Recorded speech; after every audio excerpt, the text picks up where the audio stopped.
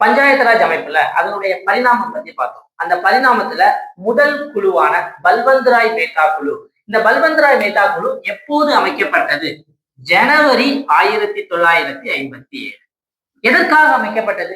பஞ்சாயத்து ராஜுக்காக அமைக்கப்பட்டதா அப்படின்னா இல்ல.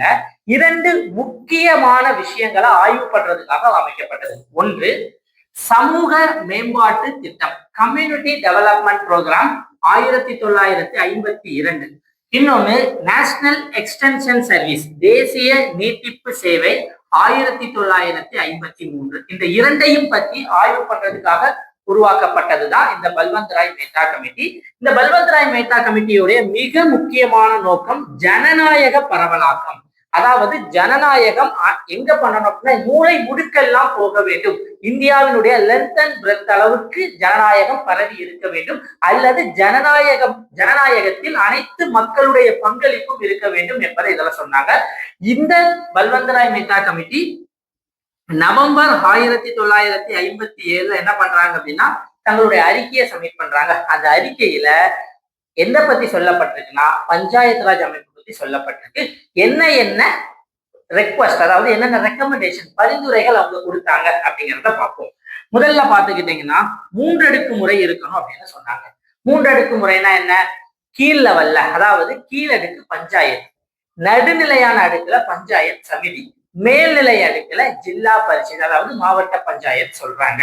அடுத்து தேர்தல் இந்த 3 அடுக்குல கீழ்நிலை அடுக்கான பஞ்சாயத்துக்கு நேரடி தேர்தலும், மற்ற பஞ்சாயத்து சமிதி ஜில்லா பரிஷத்துக்கு மறைமுகமான தேர்தலும் இருத்தல் வேண்டும். அடுத்து திட்டம் மற்றும் மேம்பாடு.